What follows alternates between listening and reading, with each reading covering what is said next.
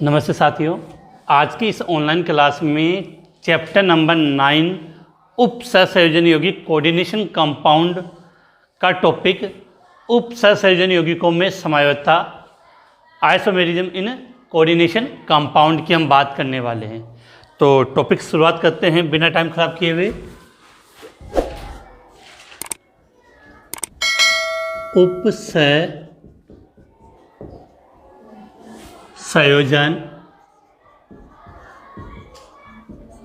यौगिकों में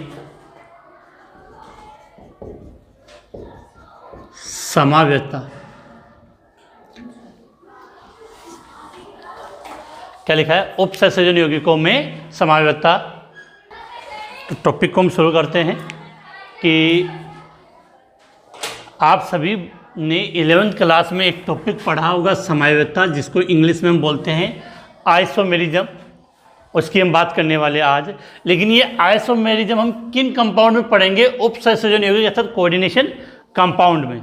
तो सबसे पहले टॉपिक को स्टार्ट करने से पहले हमें आज ये पढ़ना पड़ेगा कि समवायता क्या होती है। तो हम पहले इसकी बात करते हैं कि समवायता, जिसको आप इंग्लिश में बोलते हो आइसोमेरिज्म। तो बेटा सबसे पहले आपने 11th क्लास में ये टॉपिक पढ़ा होगा चैप्टर नंबर 12 या 13 के अंदर। अब देखो हम बात करें समवायता का मतलब क्या होता है? ऐसे यौगिक जिनका रासायनिक सूत्र समान होता है लेकिन उनका संरचना सूत्र या उनकी त्रिविमीय व्यवस्था अलग अलग होती है, वो यौगिक क्या कहलाते हैं? समावयवी। और इस घटना को समवायता कहते हैं। फिर से रिपीट कर रहा हूँ कि ऐसे यौगिक जिनके, क्योंकि डेफिनेशन अपने कोई नहीं पूछने वाला, क्योंकि इस टॉपिक के अंदर में थोड़ा डिटेल से जाना है।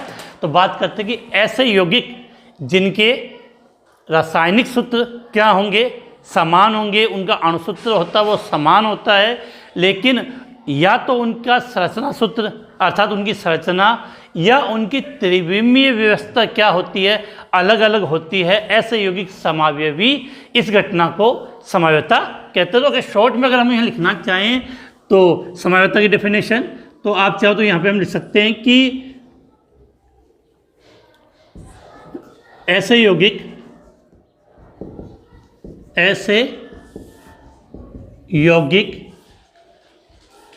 जिनके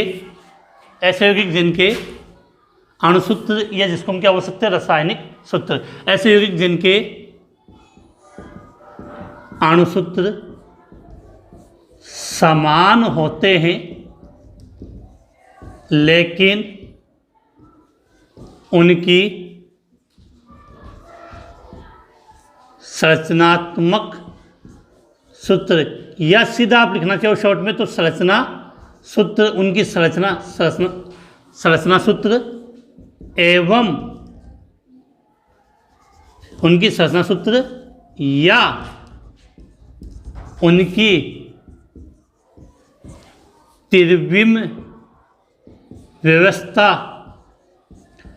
भिन्न भिन्न होती है। ऐसे यौगिक समावयवी कहलाते हैं। क्या कहलाते हैं बेटा?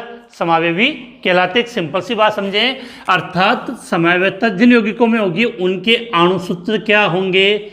समान होंगे, लेकिन उनकी क्या संरचना सूत्र या उनकी त्रिविमीय व्यवस्था होती है वो भिन्न भिन्न होती है। क्लियर है? अब देखो समवायता को हमने दो हिस्सों में डिवाइड कर दिया। कितने हिस्सों में? दो हिस्सों में। पहले हम बात करते हैं त्रिविम समवायता और दूसरी होती है संरचनात्मक समवायता। तो समवायता कितने प्रकार की होती है? दो प्रकार की। फर्स्ट त्रिविम समवायता और दूसरी संरचनात्मक समवायता। अब जो नाम से क्लियर है कि त्रिविम समवायता में क्या होगी कि केंद्रीय धातु परमाणु से जो लिगेंड जुड़े होते हैं उनकी त्रिविम व्यवस्था भिन्न भिन्न होगी। संरचनात्मक समवायता में उनकी संरचना भिन्न भिन्न होती है। अब क्या होता है कि इस त्रिविम समवायता को फिर से हमने दो कैटेगरी में डिवाइड किया है। एक को हम बोलते हैं ज्यामितीय समयवत्ता, जियोमेट्रिकल आइसोमेरिज्म, और दूसरी होती है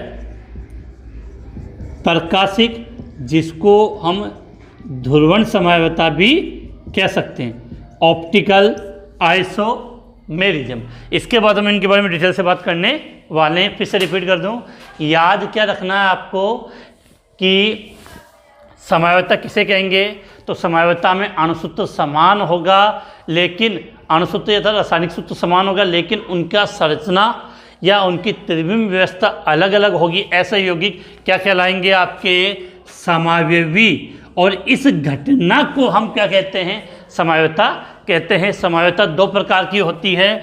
नंबर एक त्रिविम समयवत्ता, जिसको हम स्टीरियो आइसोमेरिज्म कहते हैं। दूसरी संरचनात्मक समयवत्ता स्ट्रक्चरल आइसोमेरिज्म कहलाती है। त्रिविम समयवत्ता को हमने फिर दो हिस्सों में डिवाइड किया, ज्यामितीय समयवत्ता और दूसरी है प्रकाशिक, जिसको हम ध्रुवण समयवत्ता भी कहते हैं। अब त्रिविम समयवत्ता में क्या होगा, ये ऐसे यौगिक जिनके अणुसूत्र समान होते हैं, लेकिन उनमें अभी ये समयवत्ता हम किसके अंदर पढ़ेंगे, उपसहसंयोजन यौगिकों में। लेकिन केंद्रीय धातु से जुड़े हुए लिगेंडों की त्रिविमीय व्यवस्था भिन्न भिन्न होती है, वो समयवत्ता क्या कहलाएगी, त्रिविम समयवत्ता। अब त्रिविम समयवत्ता को पुनः हमने कितने हिस्सों में डिवाइड कर दिया, दो हिस्सों में, एक ज्यामितीय समयवत्ता और दूसरी प्रकाशिक समयवत्ता। ज्यामितीय समयवत्ता को इंग्लिश में जियोमेट्रिकल आइसोमेरिज्म कहते हैं। अब बेटा ज्यामितीय समयवत्ता जब हम पढ़ेंगे तो ज्यामितीय समयवत्ता में सदैव किसी भी कंपाउंड के दो रूप बनते हैं, समपक्ष रूप एवं दूसरा हम लिखें विपक्ष रूप। ज्यामितीय समय पढ़ेंगे तो कंपाउंड के अंदर कितने रूप बनते हैं, समपक्ष रूप और विपक्ष रूप, सीस और ट्रांसफॉर्म कहते हैं इनको इंग्लिश के अंदर। अब एक बात और, ज्यामितीय समयवत्ता मुख्यतः हेट्रोसंकुल यौगिकों में पाई जाती है। ज्यामितीय समयवत्ता किस प्रकार के यौगिकों में पाई जाएगी, हेट्रोसंकुल।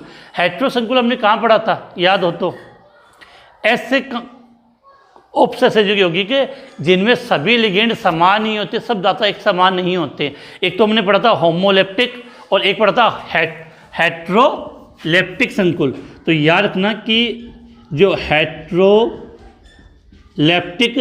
जो संकुल है उसमें किस प्रकार की समयवत्ता पाई जाती है, उनमें ज्यामितीय समयवत्ता पाई जाती है। और ज्यामितीय समयवत्ता में दो रूप बनेंगे। कितने रूप बनेंगे, दो रूप। अगर सामान्य लिगेंड एक तरफ है तो समपक्ष सीस बोलते हैं इंग्लिश में, और विपरीत दिशा में है तो क्या बोलेंगे उसको, विपक्ष अर्थात ट्रांस रूप कहा जाता है। तो आज की क्लास में हम कोशिश करेंगे कि अपनी जो ज्यामितीय समयवत्ता वो अच्छी तरीके से कंप्लीट हो जाए। उसके बाद टाइम बच गया है तो हम बात करेंगे प्रकाशिक समयवत्ता। इसका आप एक बार स्क्रीनशॉट ले लें, उसके बाद हम आगे बात करते हैं।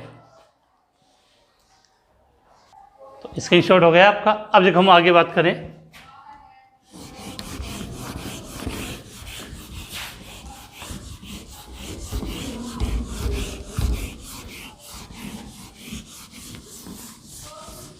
अब देखो कि सबसे पहले हमने यहाँ लिखा त्रिविम समयवत्ता, ठीक है। त्रिविम समयवत्ता के अंदर हम क्या पढ़ेंगे अभी, ज्यामिति या ज्यामितीय समयवत्ता। इंग्लिश में हम इसको क्या बोलते हैं बेटा, जियोमेट्रिकल आइसोमेरिज्म। Geometrical isomerism. अब देखो बेटा, त्रिविम समयवत्ता या ज्यामिति के अंदर ज्यामितीय समयवत्ता। ज्यामितीय समयवत्ता में मैंने कहा दो रूप बनते हैं, समपक्ष और विपक्ष। कैसे बनते हैं वो मैं अभी आपको बताने वाला हूँ। उससे पहले ये रखना कि ज्यामितीय समयवत्ता किस प्रकार के यौगिकों में पाई जाएगी, तो हेट्रोलेप्टिक संकुलों में, और वो भी विशेषकर समन्वय संख्या 4 और समन्वय संख्या 6 वाले यौगिकों में। ज्यामितीय समन्वय किस प्रकार के यौगिकों में, समन्वय संख्या 4 और समन्वय संख्या 6। तो यहाँ से हम इसको यहाँ डिवाइडेशन करें और आपको एक इजीली चार्ट के द्वारा समझ में आ जाए, ठीक है।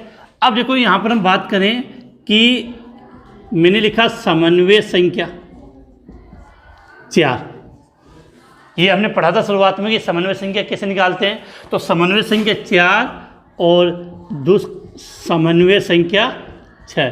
तो इन दो प्रकार के यौगिकों में ज्यामितीय समन्वयता पाई जाती है। अब एक बात और कि समन्वय संख्या अगर 4 होती है, जो यह समझने लायक बात क्या है कि यदि समन्वय संख्या कितनी हो, 4 हो, तो उसमें दो प्रकार का संकरण हो सकता है।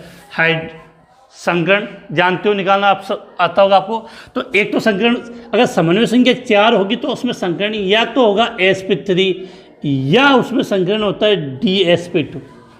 अगर किसी का समन्वय संख्या उसकी कितनी है, 4 है, तो उसमें संकरण कौन सा होगा, या तो हो सकता है sp3 या dsp2। अब आप सब जानते हो कि sp3 संकरण होता है, उसकी आकृति क्या होती है, चतुष्फलकीय। कैसी होती है, चतुष्फलकीय। और अगर dsp2 संकरण है तो उसकी आकृति वर्ग समतली होती है। उसकी आकृति क्या होती है, वर्ग समतली होती है। फिर से रिपीट कर रहा हूँ, समन्वय संख्या अगर 4 है तो उसमें दो प्रकार का संकरण हो सकता है, एक तो sp3, दूसरा dsp2। sp3 होगा, उसकी आकृति सदैव कैसी होती है, चतुष्फलकीय। dsp2 होगा तो उसकी आकृति होती है वर्ग समतलीय। अब देखो समन्वय संख्या कितनी हो, 6 हो, तो इसमें संकरण होगा आपका sp3d2। संकरण क्या लिखेंगे हम, sp3d2 या d2sp3, एक ही बात है बेटा, कोई अंतर नहीं, क्योंकि इन दोनों ही कंडीशन में इसकी आकृति क्या होती है, अष्टफलकीय। क्या होती है, अष्टफलकीय। तो समन्वय संख्या 6 में तो कोई कंफ्यूजन नहीं है। 6 का मतलब sp3d2, इसका काउंट करो 8s, 3p कितने हुए, 4 और 2d 6। तो इस प्रकार से sp3, एक s और 3p कितने हो गए, 4। तो ये बात तो आपकी 11th क्लास की जो मैंने यहाँ पे रिपीट कर दी कि अगर समन्वय संख्या 4 होगी, तो अब देखो समन्वय संख्या 4 और समन्वय संख्या 6। अगर समन्वय संख्या अपने 4 है तो यहाँ दो कंडीशन बनेगी। कितनी कंडीशन बनेगी, समन्वय संख्या 4 में दो कंडीशन बन जाएगी आपकी। एक तो कौन सी, जिसमें संकरण हो sp3। अब सीधी बात है, sp3 संकरण होगा तो उसकी आकृति कैसी होगी, चतुष्फलकीय। अब संकरण क्या हो उसके अंदर, dsp2, तो उसकी आकृति कैसी होगी, वर्ग समतलीय। वर्ग समतलीय, क्या लिख दिया, वर्ग समतलीय। अब एक विशेष बात, चतुष्फलकीय यौगिकों में ज्यामितीय समन्वयता नहीं पाई जाती। सबसे इंपॉर्टेंट बात है, एग्जाम में क्वेश्चन आता है कि चतुष्फलकीय यौगिकों के अंदर समन्वय संख्या 4 में कौन सा चतुष्फलकीय यौगिकों पर क्रॉस लगा दिया, अर्थात इसमें ज्यामितीय समन्वयता नहीं पाई जाती, क्योंकि इसमें सदैव लिगेंडों के मध्य जो बंद कोण का मान है वो 109 डिग्री 28 मिनट फिक्स रहता है, स्थिर रहता है। अभी हम इसकी बात कर लेंगे। अब देखो समन्वय संख्या 4, उसमें हमने क्या लिखा, वर्ग समतलीय। अब वर्ग समतलीय को हम समझते हैं तो एक सीधी सी बात है, इसका एक सिंपल सा एग्जांपल लिखते हैं कि सीधी सी बात है, समन्वय संख्या 4 है, समन्वय संख्या कितनी है, 4 है, तो नॉर्मली अगर केंद्रीय धातु से कितने लिगेंड जुड़े होंगे, 4। अब जो बड़े यहाँ रिप्रेजेंट करने का तरीका क्या है, जैसे एग्जाम्पल ये तो हो गया आपका M का मतलब केंद्रीय धातु। अब इससे जुड़े होंगे लिगेंड। तो ध्यान रखना, मैंने पहले कहा था कि ज्यामितीय समन्वयता कैसे यौगिकों में होती है, हेट्रोलेप्टिक संकुल में। कैसे यौगिकों में, हेट्रोलेप्टिक संकुल में, अर्थात लिगेंड अलग अलग होंगे। तो सपोज किया कि इसमें कुल लिगेंड कितने होंगे, 4, तो 2 लिगेंड को तो मैंने X से रिप्रेजेंट कर दिया और 2 लिगेंड को मैंने L से रिप्रेजेंट कर दिया। तो इसका रिप्रेजेंट कैसे हुआ, MX2L2। अब बहुत सी जगह अगर आप इसको समझोगे तो हम रिप्रेजेंट में से भी लिख देते हैं MA2B2। अभी एग्जाम्पल के साथ इसको क्लियर कराऊंगा, MA2B2, अर्थात इस केंद्रीय धातु के साथ 4 लिगेंड है, जिसमें ये 2 लिगेंड समान है और ये 2 लिगेंड समान है। तो चाहे आप इसको MA2B2 के रूप में रिप्रेजेंट कर दो, या जैसे आपकी NCERT बुक के अंदर दे रखा है वो ये है कि इसको हमने MX2L2 के रूप में रिप्रेजेंट किया है। अब समझो बेटा कैसे। मैंने क्या कहा कि ज्यामितीय समवायता होगी तो उसमें रूप कौन सा बनेगा, समपक्ष और विपक्ष। अब ये समझते कि समपक्ष और विपक्ष का मतलब क्या होता है। जैसे इसी रूप से मैं समझा रहा हूँ, जैसे मैंने लिखा एम, ये लिया एम, तो वर्ग समतलीय आकृति का मतलब ऐसी आकृति बनेगी,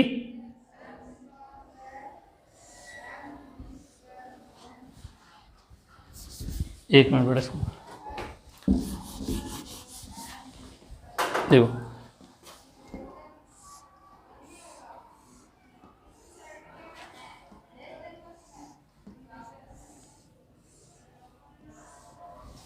अभी ये भी बताऊंगा एग्जाम में क्वेश्चन कैसे आएंगे। अब देखो बीच में क्या होती है, केंद्रीय धातु। केंद्रीय धातु को हमने किससे रिप्रेजेंट कर दिया, एम से, ठीक है। समन्वय संख्या 4, तो कितने लिगेंड जुड़े होंगे, 4, और इनकी आकृति वर्ग समतलीय, तो इस प्रकार से रिप्रेजेंट कर दी, ठीक है। अब देखो बेटा यहां से आप समझना विशेष कि क्या होगा, आपके पास कितने लिगेंड है, 2 और 2 4। अब कोई भी लिगेंड हो, यहां हमने रिप्रेजेंट कर दिया X2 L2, चाहो तो आप किससे रिप्रेजेंट कर दो, A2 B2 से। अब देखो अगर दोनों लिगेंड समान है, दोनों लिगेंड समान, जैसे मैंने इसको रिप्रेजेंट कर दिया, जैसे यहां पे X X L L, तो 2 लिगेंड इधर जोड़ दिए और 2 लिगेंड इधर जोड़ दिए। अब वो सामान्य लिगेंड एक तरफ है, सामान्य लिगेंड एक तरफ है, ये भी तो वो रूप तो आपका क्या कहलाएगा, समपक्ष रूप, इंग्लिश में बोलते हैं शीर्ष रूप। दोनों याद हो जानी चाहिए, शीर्ष रूप। अब देखो मैंने क्या किया, एक x इधर लगा दिया, दूसरा x इधर लगा दिया, एक L इधर लगा दिया, एक L इधर लगा दिया। इसका मतलब क्या हुआ, जो समान लिगेंड थे वो क्या हो गए, विपरीत दिशा में, एक दूसरे के अपोजिट। समान लिगेंड एक दूसरे के अपोजिट, तो इस रूप को हम क्या कहेंगे, विपक्ष रूप, या जिसको इंग्लिश में बोलते हम ट्रांस रूप। इंग्लिश में क्या बोलते हैं, ट्रांस रूप। क्लियर आगे बात, कि फिर से रिपीट कर दूं, अगर नीचे यहाँ नजर नहीं आ रहा तो यह लिख देता हूँ मैं, ट्रांस रूप। इसका एग्जाम्पल मैं समझा दूंगा। अब सीधी सी बात एक चीज़ और समझनी है, जो समपक्ष लिगेंड है नॉर्मली इसमें ये बंद कोण कितने का होगा। अब एक चीज़ और, बहुत से लोगों को ये पता है कि इस कोण को 90 डिग्री बोलते हैं, 90 डिग्री का कोण है, समकोण है। अब देखो ये मैंने देखा किसी सीधी, अब यहाँ अगर इस बिंदु को ले तो ये कोण कौन सा हुआ, 180 डिग्री। बीच में से आपने डिवाइड कर दिया तो ये भी 90 और ये भी 90। अब एक चीज़ समझना, मैंने ये लाइन खींची है, इसका मतलब ये भी कितना हुआ, 180। अगर इसको मैंने ऐसे डिवाइड किया तो सीधी बात है ये कोण कितना हुआ, 90, ये भी 90, ये भी 90 और 90। अर्थात जब समान लिगेंड एक तरफ होंगे तो उनके बीच में कोण कितना होगा, 90 डिग्री का। जैसे इसमें भी 90 है, अगर इन दोनों की बात करें तो इनमें भी कितना है, 90 डिग्री। लेकिन जब विपक्ष रूप होगा तो जो समान लिगेंड है उनमें कोण कितना होगा, 180। अब इतना आपको इतना दिमाग लगाने की जरूरत ही नहीं, सीधी सी बात है कि अगर समान लिगेंड एक तरफ है तो क्या है, समपक्ष है, और विपरीत दिशा में है तो क्या है, विपक्ष है। अब सीधी सी बात है कि एग्जाम में क्वेश्चन कैसे आता है, तो देखो अभी यहाँ बात करें तो क्लियर हुई बात। अब देखो यहाँ से समझो, जैसे आपको एग्जाम्पल ऐसा क्वेश्चन मिलेगा, जैसे मैं यहाँ लिख रहा हूँ एग्जाम्पल के रूप में, इसी का एग्जाम्पल है कि प्लेटिनम Cl2 NH3 के ज्यामितीय समावेवी बनाइए। प्लेटिनम Cl2 फिर क्या लिख दिया, NH3 के क्या बनाना है बेटा अपने को, ज्यामितीय समावेवी बनाइए। अब सीधी सी बात है, पहली बात तो हमने क्या गौर किया, यहाँ पे प्लेटिनम केंद्रीय धातु है, इससे कितने Cl जुड़े हुए, 2 और 2 NH3 कितने में, 4। तो इस प्लेटिनम की समन्वय संख्या कितनी आ गई, 4 आ गई। अब सीधी सी बात है 4 है, अब इसका ज्यामितीय समावेवी बनाना तो कैसे बनेगा, देखो यहाँ पे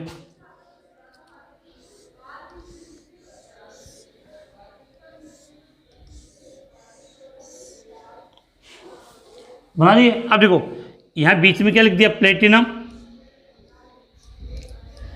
यहाँ पर भी क्या आ गया, प्लेटिनम।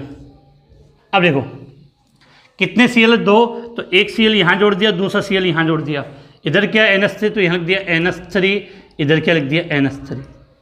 अब सीधी बात है, समान लिगेंड एक तरफ है तो ये तो कौन सा रूप हो गया? समकक्ष रूप। इंग्लिश में क्या बोलेंगे इसको? शीर्ष रूप। अब इसका मुझे क्या बनाना है? विपक्ष रूप। तो मैं क्या करूँगा? इस NH3 को कहाँ रख दूंगा? इधर, इस Cl को उधर। तो क्या हो जाएगा कि यहाँ एक Cl, दूसरा Cl यहाँ, NH3 इधर, ये NH3 इधर हो गया NH3। अब समान लिगेंड विपरीत दिशा में, तो इस रूप को हमने क्या नाम दे दिया? विपक्ष रूप। इंग्लिश में लिखें तो ट्रांस रूप। तो उम्मीद है कि इसका एग्जाम्पल समझ में आ गया कि हमने क्या लिखा? समन्वय संख्या 4। समन्वय संख्या 4 में वर्ग समतलीय, इसमें तो होगी नहीं। अब इसमें क्यों नहीं होगी? क्योंकि देखो, चतुष्फलकीय यौगिकों की अगर आप स्ट्रक्चर बनाते हो तो कैसे बनाते हो? ये बनाते हो ऐसे। और इन सब के मध्य बंध कोण 90 डिग्री 180 नहीं होगा। इन सब के मध्य जो बंध कोण का मान है वो 109 डिग्री 28 मिनट होता है।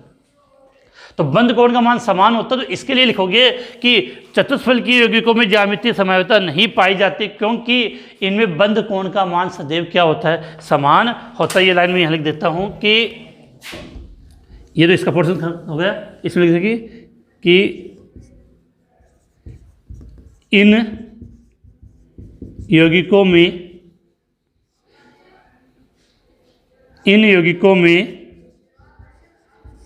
ज्यामितीय समवायता नहीं, इन यौगिकों में ज्यामितीय समवायता नहीं पाई जाती है, क्योंकि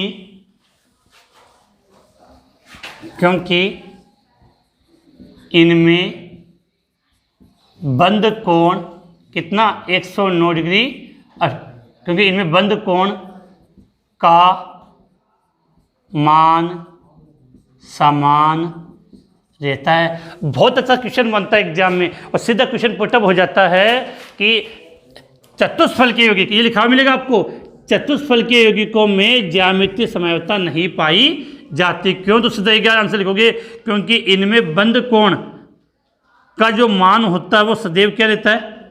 समान रहता है। तो उम्मीद है ये चीज़ें जितनी मैंने बताई कि ज्यामितीय समवायता में हम बात करें समन्वय संख्या 4 वाले यौगिकों में, तो चतुष्फलकीय यौगिकों में ज्यामितीय समवायता होगी नहीं, तो केवल किस में पाई जाएगी? वर्ग समतलीय। वर्ग समतलीय का नॉर्मली एग्जाम्पल आपको कैसे लिखा मिलेगा? MX2L2 या MA2B2। अगर दोनों x या दोनों l एक तरफ समान है तो समकक्ष रूप है, और विपरीत दिशा में है तो विपक्ष रूप हो आपका हो जाएगा।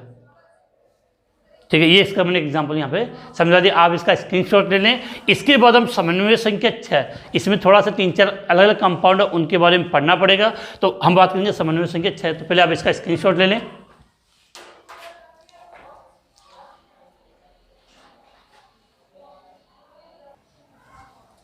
तो स्क्रीनशॉट आपने ले लिया, आगे हम बात कर लेते हैं। बेटा देता हूँ।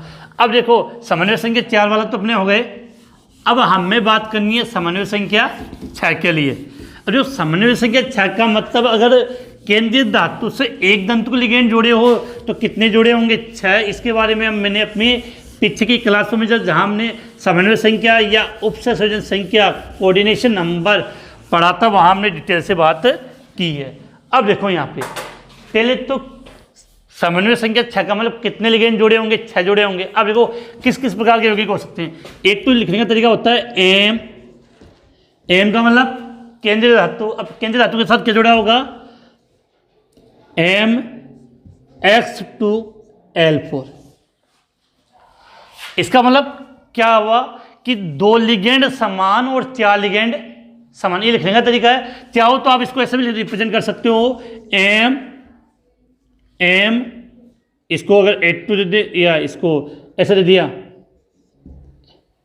B2 लेते इसको जरा B2A4 कि 2 लिगेंड समान और 4 लिगेंड समान। दूसरा एक तो ये होगा MX2L4, इस प्रकार का कंपाउंड हो सकता है। दूसरा होगा आपका MX2, अब सुनना, द्वितंतुक लिगेंड का मतलब क्या होता है कि उसमें दाता परमाणु कितने होंगे? 2। तो अब द्वितंतु को रिप्रेजेंट कैसे करेंगे? 1 और 1 कितने हो गए? 2 और 2 को ऐसे लिख दिया कोष्ठक में।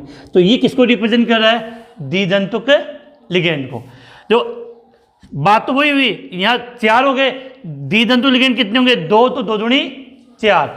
दूसरा हो सकता है MX2LL2, ये इसको यहाँ लिखे तो MB2AA2, ऐसा भी लिखा हुआ मिल जाएगा आपको कहीं पे। अब तीसरा MX3L3, क्या लिखा? MX3 और L3। अब इन सभी कंडीशन को अगर आप गौर से समझोगे तो सभी कंडीशन में जो समन्वय संख्या है वो कितनी है? 6 है। अब प्रत्येक का एग्जाम्पल ले लें। अब जो पहचान आपको करनी चाहिए, MX2L4, 2 और 4 कितने हुए? 6। इसका एग्जाम्पल क्या दे रखा बुक में, वो देखो। हाँ ध्यान, ये तो क्लियर होना चाहिए कि अगर समन्वय संख्या 6 लिखी है हमने, क्या लिखा हमने? समन्वय संख्या 6, तो उसकी आकृति कैसी होगी? अष्टफलकीय, और उसमें जो संकरण होगा वो sp3d2 या d2sp3।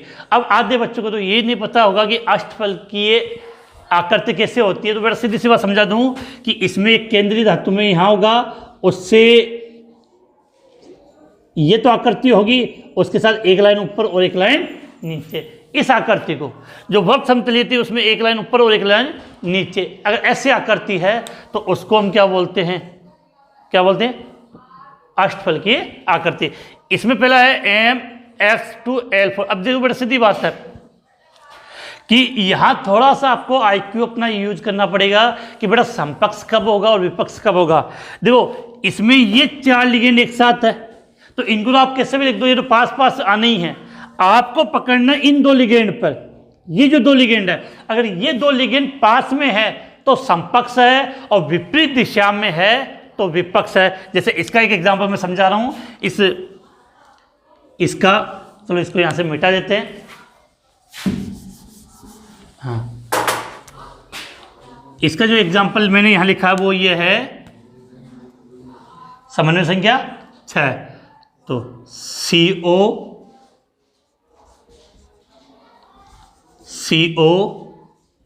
Cl2 NH3 कोष्टक बंद, ऊपर प्लस का निशान आ गया। अब देखो बेटा, साफ समझ में आ रहा है? ये हो गए 2 और ये हो गए 4। अब सीधी बात है, अगर 2 वाले पास पास है तो समपक्ष, और अलग अलग है तो विपरीत दिशा में है तो विपक्ष। अब देखो समन्वय संख्या 2 4 6 हो गई। अब इसकी बनानी है तो आकृति बनाने का तरीका सीधा सा, एक बार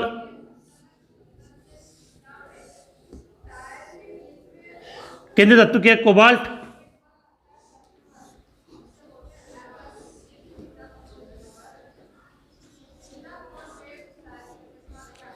चार, 5 और 6।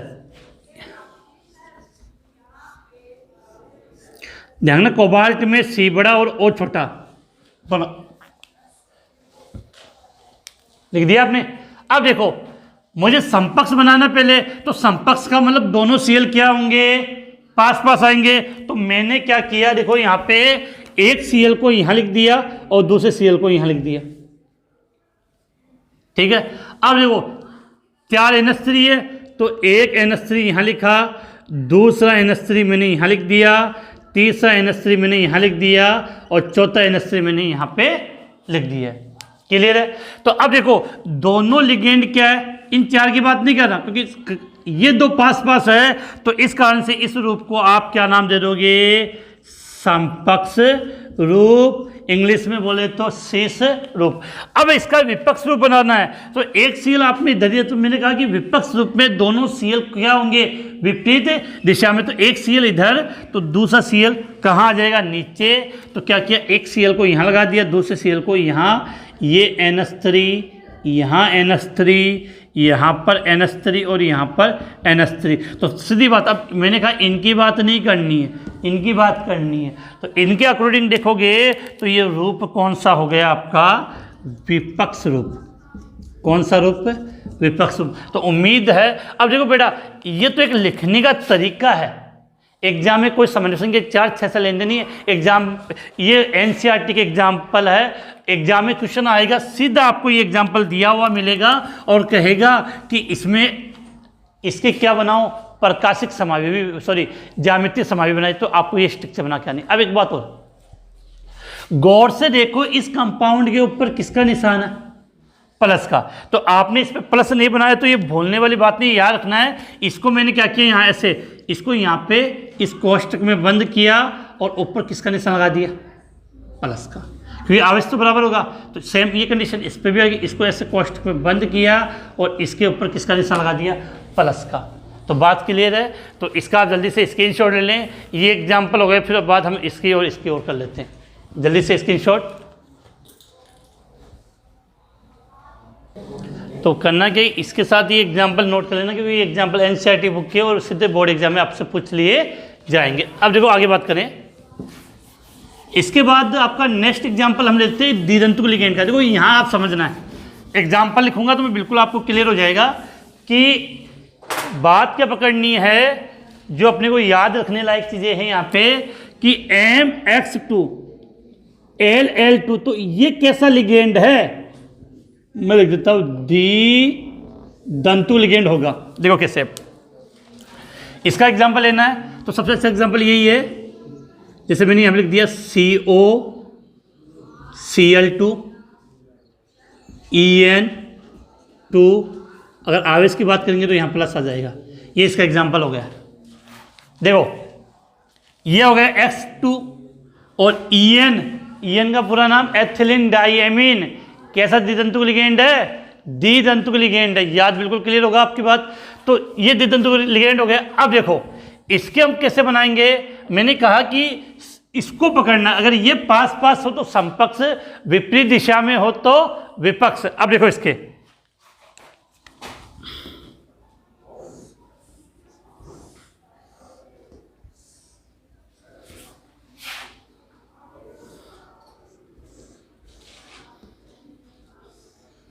देखो क्या लिखा, ये कोबाल्ट केंद्रीय धातु हो गई,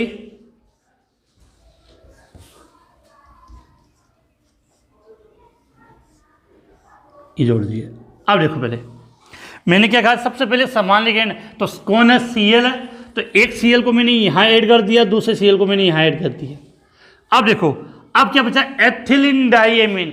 एथिलीन डाइएमीन का मतलब ये En है। ये एक जो लिगेंड है वो कितने से जुड़ेगा, 2 से। तो इसको जोड़ने का तरीका सीखो। देखो कैसे, एक तो मैंने यहाँ लिखा En, तो ये En 2 बंद बन गए यहाँ पे, और एक को मैंने यहाँ जोड़ दिया। क्लियर हो गया, द्वितंतुक लिगेंड हो गया। 2 बंद यहाँ पे, 2 बंद यहाँ पे। अब इस रूप को आप क्या बोलोगे, क्योंकि यहाँ पर आपका Cl पास पास है तो कौन सा रूप हुआ, समपक्ष। अब विपक्ष रूप बनाना है तो मैंने क्या किया, एक Cl को मैंने यहाँ जोड़ दिया और दूसरे Cl को मैंने यहाँ जोड़ दिया। अब देखो En लिखना है, En का मतलब एथिलीन डाइएमीन, तो इस En को एक साथ मैंने यहाँ जोड़ दिया, दूसरे वाले En को मैंने यहाँ पे जोड़ दिया। क्लियर हो गए, 4 बंद बन गए बेटा। तो इसको हम क्या बोलेंगे, कौन सा रूप बेटा, ये हो गया आपका समपक्ष रूप, और ये क्या हो गया, विपक्ष रूप, ट्रांस रूप और शेष रूप। अब बेटा एक चीज और कि इनके ऊपर प्लस है। अभी मैंने आपको प्लस का तरीका बताया था, क्या कि आप उसको पूरा कोष्टक में बंद कर दो। अगर पूरा कोष्टक में बंद, ये तो ऐसा कर दो, नहीं तो एक तरीका और है कि इसको आपने एक इतनी सी एक लाइन खींची और यहाँ किसका निशान लगा दिया, प्लस का। इसका मतलब ये प्लस चार्ज इस पूरे कंपाउंड पे, और वैसा ही अगर चाहो तो आप रिप्रेजेंट ऐसे भी यहाँ रिप्रेजेंट कर सकते हो। लेकिन ये दर्शाना जरूरी है, क्योंकि जब तक हम इन पे जो चार्ज है वो रिप्रेजेंट नहीं करेंगे तो कोई मतलब वाला बात नहीं है। तो ये पहला आपका हो गया था, ये आपका हो गया दूसरा। अब बात करेंगे हम तीसरे की। तो पहले आप इसका स्क्रीनशॉट ले ले, फिर आगे चलते हैं। इसके बाद लास्ट वाले एग्जाम्पल को समझते हैं। तो स्क्रीनशॉट आपका हो गया, नहीं हुआ तो वापस से ले सकते हो जल्दी। अब देखो इसके बाद अगर हम बात करें तो यहाँ से आपकी एक बात बिल्कुल माइंड में क्लियर होनी चाहिए कि अगला जो कंपाउंड है उसकी कंडीशन क्या है, 3 और 3, 6 लिगेंड हो तो 3 लिगेंड समान होंगे, 3 लिगेंड समान होंगे। लेकिन बेटा यहाँ एक नई प्रॉब्लम आ गई, क्योंकि 3-3 आप कैसे भी लिख लो, यहाँ समपक्ष और विपक्ष रूप नहीं बन पाएंगे। तो अब समपक्ष और विपक्ष नहीं बनेंगे तो क्या बनेगा, सुन लेना। अगर तीनों लिगेंड अष्टफलक में एक तरफ हो, अब स्ट्रक्चर बनाएंगे तो बिल्कुल क्लियर हो जाएगा। अगर तीनों लिगेंड अष्टफलक में एक तरफ हो, यहाँ शॉर्ट में लिख लेते हैं कि तीनों लिगेंड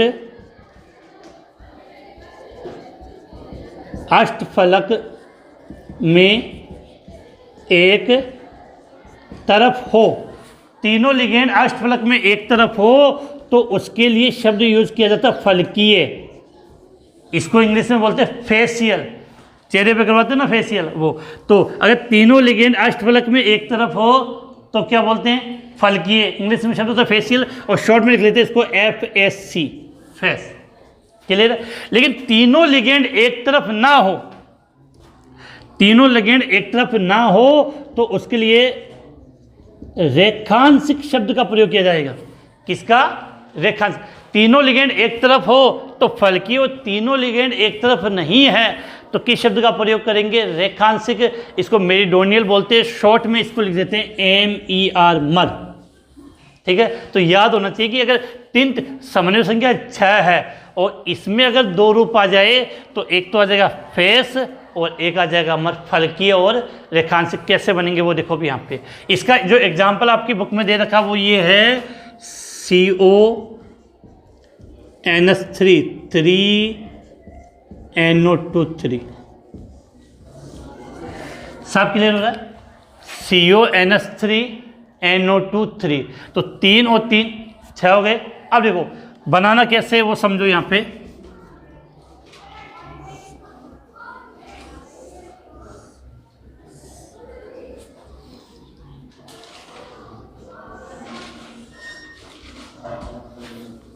केंद्र धातु कोबाल्ट ली हमने इन सब में, हो गया। अब देखो इधर, अब देखो बेटा मैंने आपको क्या कहा कि फलकीय रूप में तीनों के तीनों लिगेंड क्या होंगे? एक ही दिशा में। तो एक दिशा में कैसे? जैसे ये था, मैंने क्या किया, एक NH3 को इधर रख दिया, दूसरे NH3 को यहाँ रख दिया और तीसरे NH3 को यहाँ रख दिया, तो तीनों के तीनों एक तरफ में। तो ये तीनों कहाँ जाएंगे? NO2 NO2 NO2। तो देखा जाए तो ये तीनों के तीनों क्या हो गए? एक तरफ। और इनको चाहो तो आप इस प्रकार से, चाहो तो इसको इस प्रकार से भी रिप्रेजेंट कर सकते हो, ये तीनों एक तरफ। ठीक है, तो इस रूप को तो हम क्या नाम देंगे? फलकीय रूप, ये इंग्लिश में FAC, फेस रूप। लेकिन यहाँ पर मैंने कहा ना समपक्ष और विपक्ष के स्थान पे ये रूप बनते हैं, याद होना चाहिए। अब देखो इसमें क्या हुआ, इसमें है कि तीनों एक तरफ नहीं होने चाहिए, तो मैंने क्या किया, देखो जैसे एक NH3 यहाँ रख दिया, दूसरा NH3 यहाँ रख दिया, तीसरे NH3 को इधर शिफ्ट कर दिया, इस वाले को यहाँ घुमा दिया, ये NO2 इधर आ गया, ये NO2 इधर आ गया और ये NO2 इधर आ गया।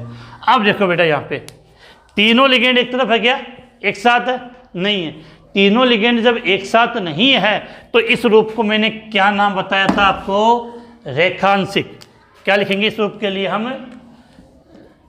रेखांशिक रूप। क्या लिखेंगे इसके लिए? रेखांशिक रूप, जिससे हम क्या बोलते हैं? मर रूप। क्या बोलते हैं? मर रूप। रेखांशिक रूप ये जिसको हम क्या बोलते हैं? मर रूप कहते हैं। तो उम्मीद है ये। अब बेटा एक चीज़, ये ज्यामितीय समायोजन जिस प्रकार से, क्योंकि इसमें थ्योरेटिकल क्वेश्चन नहीं आएगा, इसमें सीधा आपको ये एग्जाम्पल देंगे और देखकर कहेंगे कि इसके क्या बनाओ, ज्यामितीय समावेश भी बनाने। तो जितना शॉर्टली इजीली मुझे लगा उतना मैंने बता दिया। आज की क्लास में पहले आप इसका स्क्रीनशॉट लो, फिर हम आगे बात करें। तो आपका स्क्रीनशॉट हो गया। अब देखो कि इस ऑनलाइन क्लास में हमने समायोजकता में ज्यामितीय समायोजकता, जियोमेट्रिकल आइसोमेरिज्म हमने आज कंप्लीट कर ली। कल की क्लास में हम प्रकाशिक समायोजकता कंप्लीट करने की कोशिश करेंगे। तो आज की क्लास हम यही समाप्त करते हैं।